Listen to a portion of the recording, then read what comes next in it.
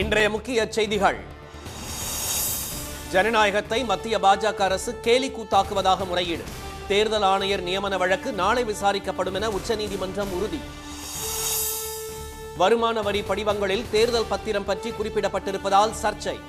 மாற்று வழியில் கொண்டுவர மத்திய அரசு திட்டமிடுவதாக நிபுணர்கள் கருத்து. கும்பமேளா தண்ணீர் குளிப்பதற்கான தரத்தில் கூட இல்லை என அறிக்கை.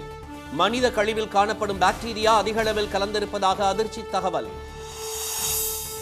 அமெரிக்காவில் எலான் மஸ்க் நடவடிக்கைகளை எதிர்த்து தீவிரமடையும் போராட்டங்கள். முடிவு எடுக்கும் அதிகாரம் அவருக்கு இல்லை என வெள்ளை மாளிகை விளக்கம்.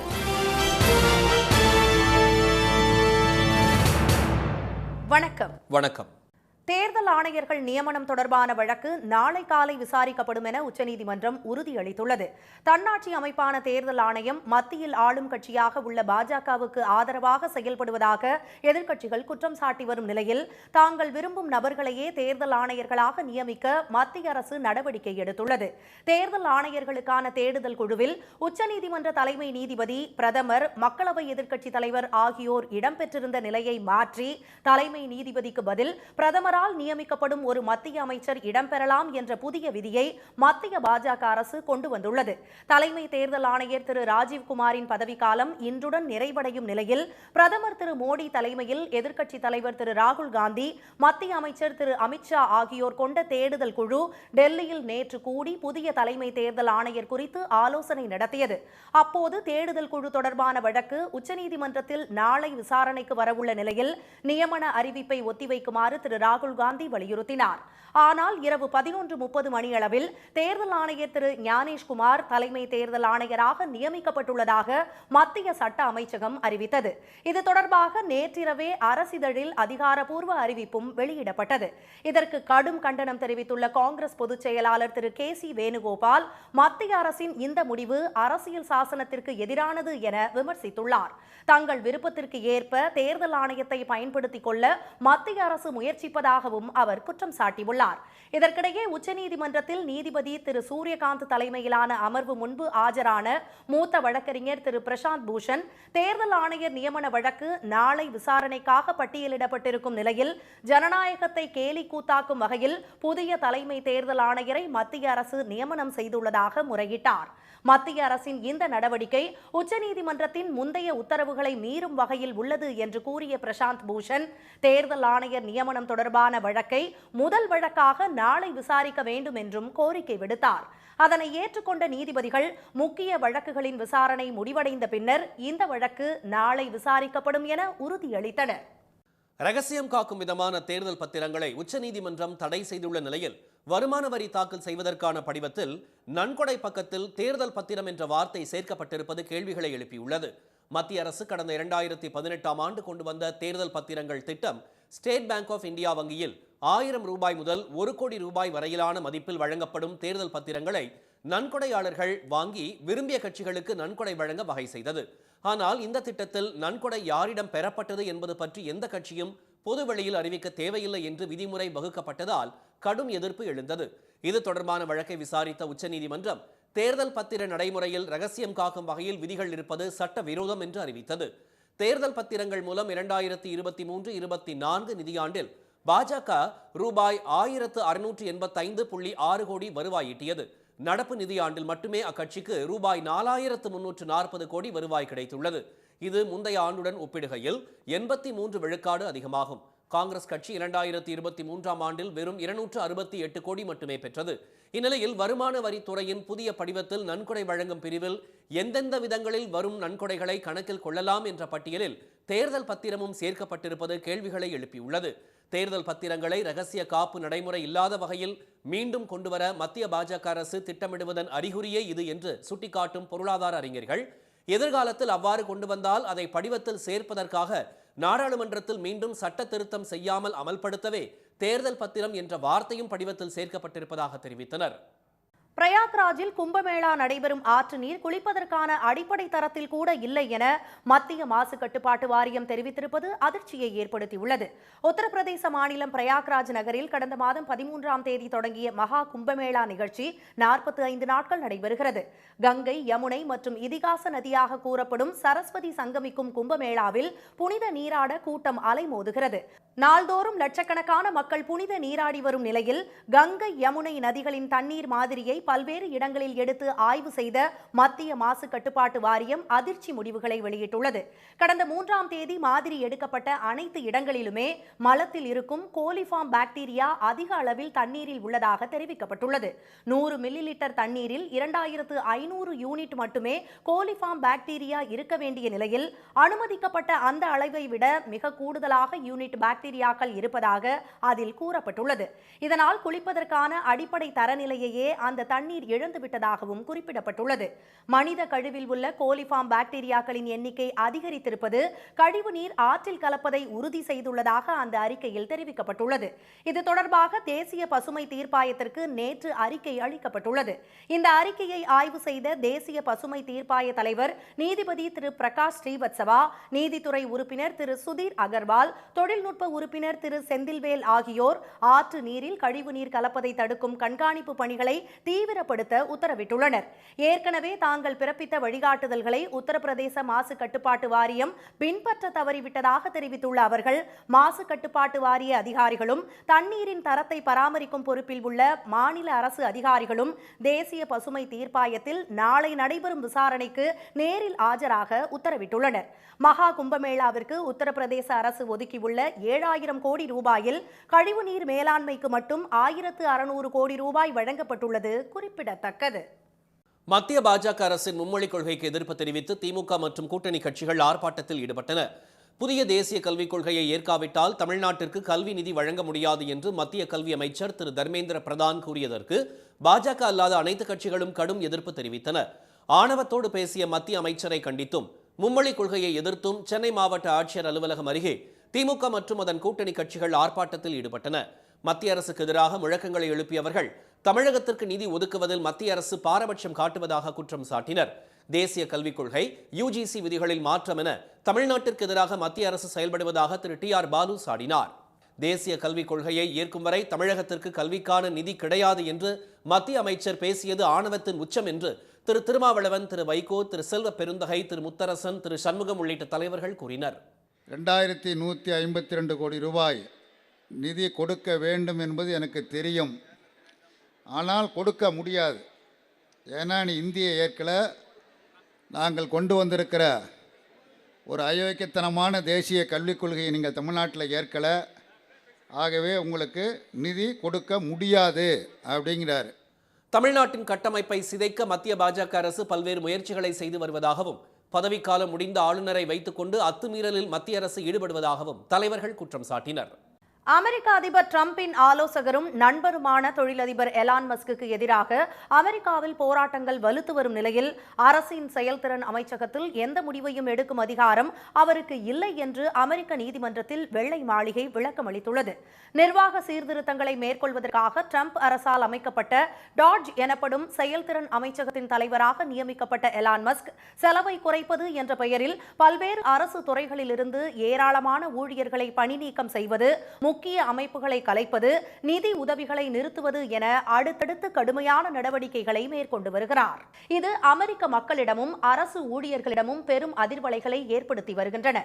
நாட்டின் பல்வேறு மாகாணங்களில் எலான் மஸ்கை எதிர்த்து போராட்டங்கள் வெடித்து வருகின்றன.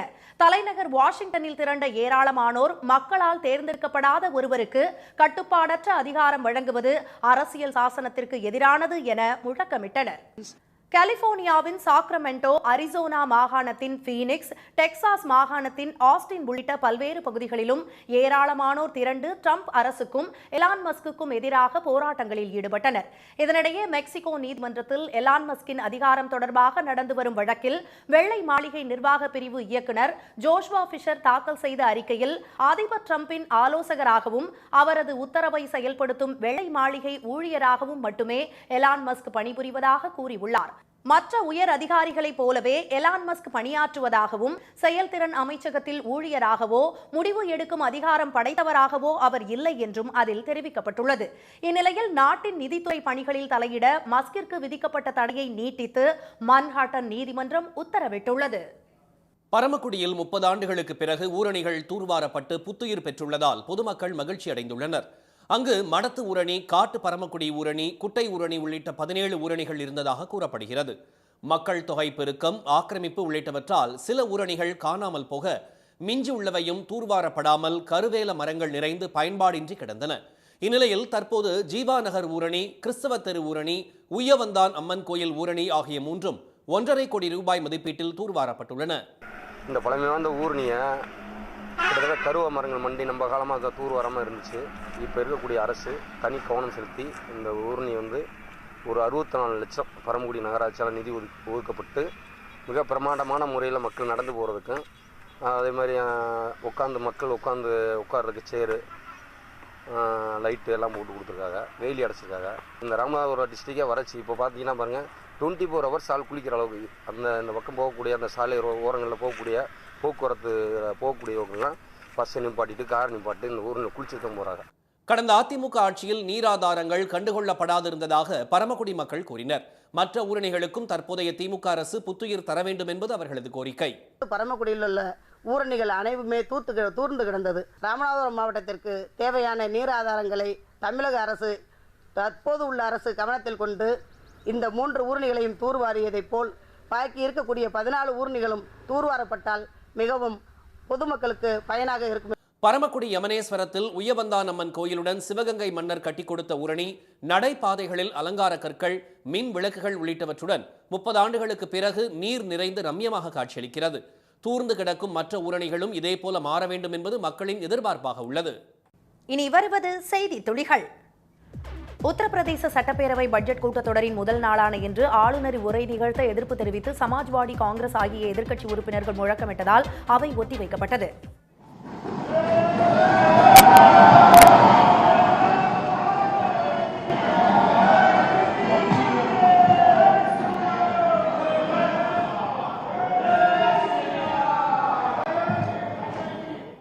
பாஜக அரசு தயாரித்த பொய்கள் நிரம்பிய உரையை வாசிக்கக்கூடாது என்ற தங்களது எதிர்ப்பை ஏற்று ஆளுநர் திருமதி ஆனந்தி பென் பட்டேல் முழுமையாக வாசிக்காமல் சென்றுவிட்டதாக சமாஜ்வாதி கட்சி தலைவர் திரு சிவபால் யாதவ் தெரிவித்தார். லவ் ஜிகாத்துக்கு எதிராக சட்டம் கொண்டு வருவது தொடர்பாக ஆய்வு செய்ய குழு அமைக்கும் மகாராஷ்டிரா அரசின் நடவடிக்கைக்கு ஏஐஎம்ஐஎம் கட்சித் தலைவர் திரு அசாதுதீன் ஒவைசி எதிர்ப்பு தெரிவித்துள்ளார். காதல் திருமணங்களில் தலையிடுவதை தவிர மாநில அரசுக்கு வேறு வேலை இல்லையா என்று வலைதள பதிவில் அவர் குறிப்பிட்டுள்ளார். மத்தியில் ஆளும் மோடி அரசு கூட லவ் ஜிகாத் என்பதற்கு வரையறை இல்லை என கூறியிருப்பதாகவும், இதுகுறித்து விசாரணை நடத்திய பல அமைப்புகள் இந்த விவகாரத்தில் சதித்திட்டம் எதுவும் இல்லை என்று கூறியிருப்பதாகவும் திரு ஒவைசி தெரிவித்துள்ளார்.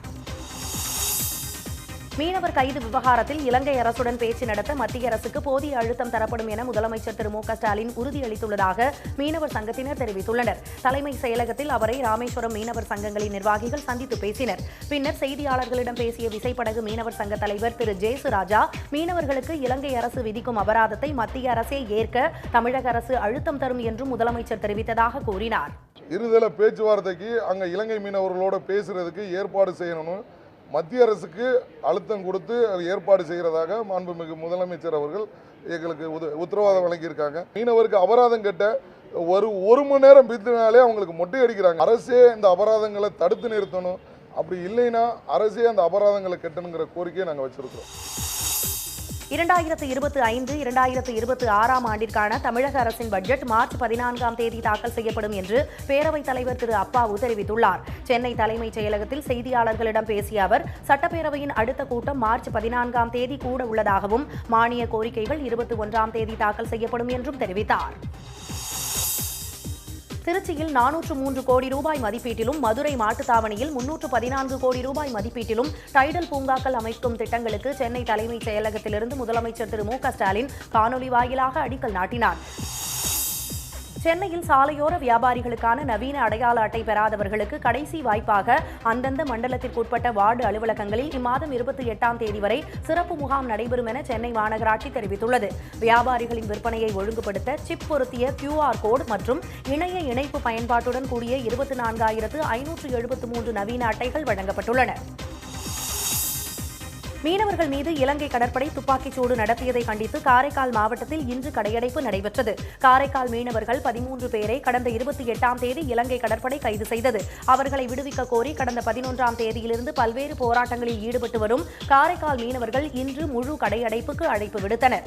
அவர்களுக்கு ஆதரவு தெரிவித்து கடைகளை வியாபாரிகள் அடைத்ததால் வீதிகள் வெறிச்சோடி காணப்பட்டன. தேர்தல் ஆணையம் தேர்தல் நடத்துவது போலவே வாக்குப்பதிவு நடத்தி பட்டுக்கோட்டை பேரறிஞர் அண்ணா கார் வேன் உரிமையாளர்கள் மற்றும் ஓட்டுநர் நலச்சங்கத்திற்கு தலைவர் தேர்ந்தெடுக்கப்பட்டார். 88 பேர் உறுப்பினர்களாக உள்ள இந்த சங்கத்தின் தலைவர் பதவிக்கு செல்லதுரை, மணிவண்ணன் ஆகியோர் போட்டியிட்டனர். இருவரது படங்களுடன் வாக்குச்சீட்டுகள் அச்சடிக்கப்பட்டு வாக்குச்சாவடியும் அமைக்கப்பட்டிருந்தது. இதில் 37 வாக்குகள் வாங்கிய மணிவண்ணன் வெற்றி பெற்றார். செல்லதுரை 35 வாக்குகள் பெற 9 வாக்குகள் செல்லாதவைகளாக அறிவிக்கப்பட்டன. கொழும்பில் நடைபெற்ற ரோலர் ஸ்கேட்டிங் பாஸ்கெட் பால் போட்டிகளில் ஒட்டுமொத்த சாம்பியன் பட்டத்தை இந்திய அணி பெற்றுள்ளது. இலங்கையுடன் 3 நாட்கள் நடந்த போட்டிகளில் இந்தியாவிற்காக தமிழகத்தை சேர்ந்த 20 வீரர்கள் உள்ளிட்ட 30 பேர் விளையாடினர். வெற்றி கோப்பையுடன் சென்னை திரும்பிய 7 வீரர்கள் மற்றும் 2 பயிற்சியாளர்களுக்கு மாலை அணிவித்து இனிப்பு வழங்கி உற்சாக வரவேற்பு அளிக்கப்பட்டது. விளையாட்டு வீரர்களும் பயிற்சியாளர்களும் சென்னையில் பயிற்சி மைதானம் அமைத்து தர வேண்டுகோள் விடுத்தனர். இந்த ஸ்கேட்டிங் பாஸ்கெட் பால் விளையாடுற அளவுக்கு இங்கே கிரவுண்ட்ஸ் கொஞ்சம் இல்லை. அதே மாதிரி ஃப்ரீ ஆஃப் காஸ்ட்லேயும் கொஞ்சம் கிடைக்கல. அதனால் நம்ம மாணவர்கள் கொஞ்சம் அதில் சிரமப்படுறாங்க. நம்மளுக்கு இந்த கிரவுண்டு பாஸ்கெட் பால் வித் ஸ்கேட்டிங்கோடு விளையாடுற மாதிரி நம்மளுக்கு ஒரு கிரவுண்டு வந்து தேவை. வித் எந்த ஒரு முன் கட்டணமும் கட்டாமல் நம்மளுக்கு ஒரு கிரவுண்டு தேவைப்படுது. இன்றைய வர்த்தக முடிவில் மும்பை பங்குச்சந்தை குறியீட்டு எண் சென்செக்ஸ் 29 புள்ளிகள் குறைந்து 75,967 புள்ளிகளாக இருந்தது. தேசிய பங்குச்சந்தை குறியீட்டு எண் நிப்டி 14 புள்ளிகள் சரிந்து 22,945 புள்ளிகளாக நிறைவடைந்தது. சென்னையில் இன்று ஆபரண தங்கத்தின் விலை சவரனுக்கு 240 ரூபாய் அதிகரித்து ஒரு சவரன் 63,760 ரூபாயாகவும் ஒரு கிராம் 7,970 ரூபாயாகவும் உள்ளது. வெள்ளி விலையில் மாற்றமின்றி ஒரு கிராம் 108 ரூபாயாக உள்ளது. மீண்டும் இன்றைய முக்கிய செய்திகள். தேர்தல் ஆணையர்கள் நியமனம் தொடர்பான வழக்கு நாளை காலை விசாரிக்கப்படும் என உச்சநீதிமன்றம் உறுதியளித்துள்ளது. ரகசியம் காக்கும் விதமான தேர்தல் பத்திரங்களை உச்சநீதிமன்றம் தடை செய்துள்ள நிலையில் வருமான வரி தாக்கல் செய்வதற்கான படிவத்தில் தேர்தல் பத்திரம் என்ற வார்த்தை சேர்க்கப்பட்டிருப்பது கேள்விகளை எழுப்பியுள்ளது. பிரயாக்ராஜில் கும்பமேளா நடைபெறும் ஆற்று நீர் குளிப்பதற்கான அடிப்படை தரத்தில் கூட இல்லை என மத்திய மாசு கட்டுப்பாட்டு வாரியம் தெரிவித்திருப்பது அதிர்ச்சியை ஏற்படுத்தியுள்ளது. இத்துடன் இந்த செய்திகள் நிறைவடைந்தன. மீண்டும் சன் டிவியில் செய்திகள் நாளை காலை 7:30 மணிக்கு. செய்திகளை உடனுக்குடன் தெரிந்து கொள்ள QR கோடை ஸ்கேன் செய்து சன் நியூஸ் வாட்ஸ்அப் சேனலில் இணைந்திருங்கள். வணக்கம். வணக்கம்.